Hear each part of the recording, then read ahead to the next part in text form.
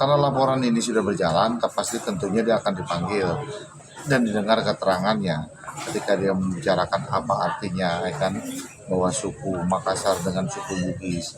Menurut saya biasanya orang Makassar juga banyak yang bisa berbahasa Bugis, jadi jangan dipisahkan antara suku Makassar dengan Bugis, itu nggak boleh.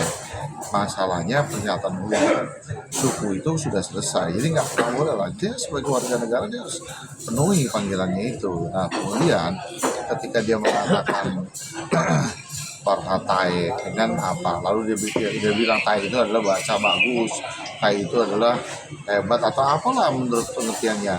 Menurut saya setiap suku dimanapun berada, yang namanya kalimat Tai itu adalah kalimat gak bagus, kalimat yang kotor lah, kalimat kotor itu kan setiap suku menyimpulkan Tai itu gak bagus tuh, karena dia juga tinggal di Indonesia, jadi dia nggak boleh bilang bahwa Tai itu adalah bahasa yang di luar tuh bagus. Ya tinggal di luar lah, nggak usah tinggal di sini. Lalu menanggapi kemudian ada lagi juga netizen untuk kan bertarung di ring tinju, mungkin Bang Farhat mau nggak tuh bertarung di ring tinju kira-kira? Kaget saya. Nah, Bang, kalau versi Bang Densu merasa beliau kan ke rumah Bang Farhat untuk menyelesaikan ya, untuk biar enak, sama-sama enak. Cuman Bang Densu merasa dari Bang Farhat justru apa-apa dilaporin, apa-apa lapor gitu. Kalau menurut Abang mungkin gimana dengan hal itu?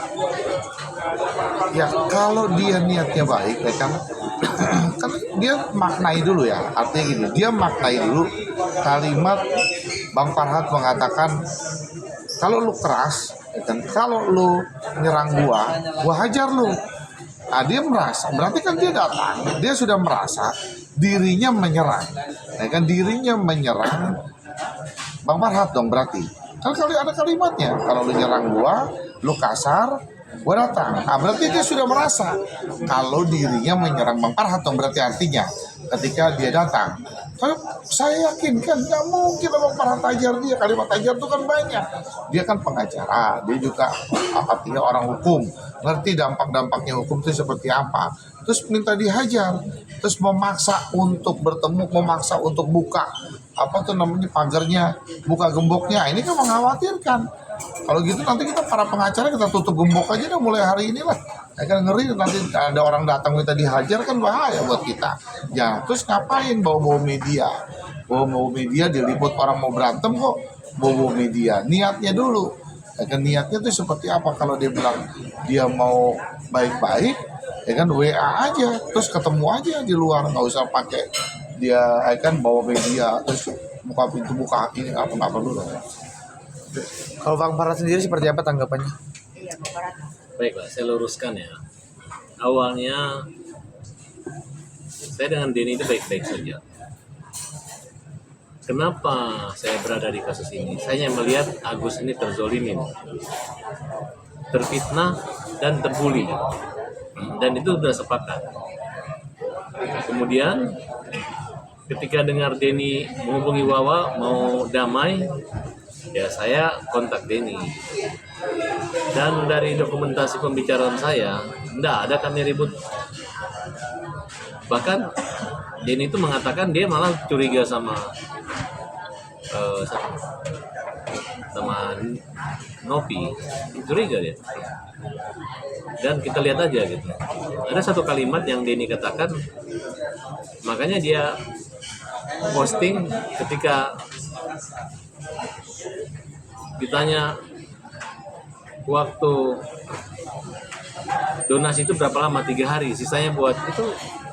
Memang tujuannya untuk memancing, dan itu adalah kata kunci yang meragukan daripada yayasan yang dimiliki Novi.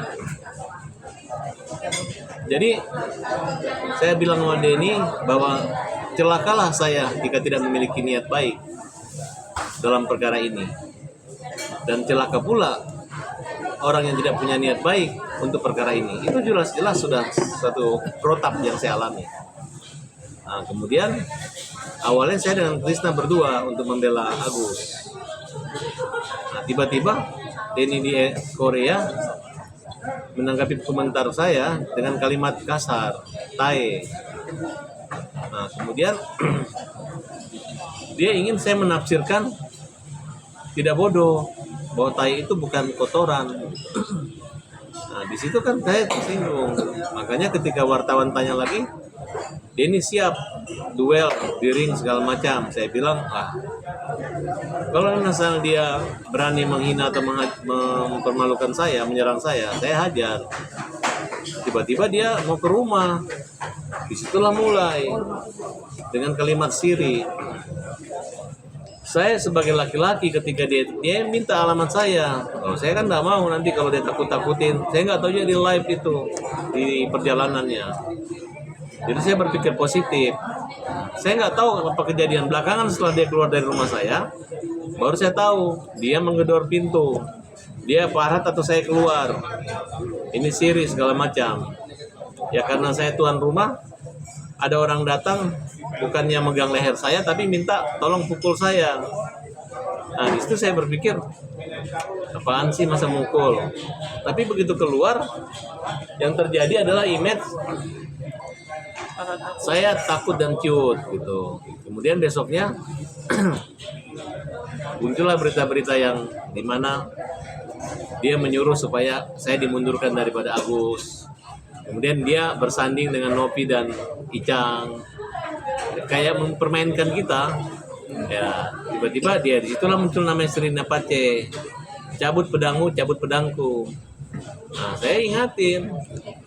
Jadi ketika dia keluar, kalau dia anggap aman dengan saya, tidak akan ada sentimental atau serangan begitu, harga diri. Jadi di mata saya, bukan saya memporak-porandakan karena saya hebat, saya pintar, anak orang besar, dia anak orang kecil atau orang kecil, tidak. Justru ini terjadi karena perlawanan saya begitu Denny mengecilkan saya, begitu Denny sombong gitu. Karena sombongnya terasa di teman-teman saya, teman-teman Bugis, teman-teman Makassar, di orang tua saya. Mereka nggak pernah melihat saya digituin orang. Baru satu orang yang berani maki-maki saya dengan dalil dengan gaya ambigu gitu, seolah-olah gue datang karena lu mau hajar gue di luar.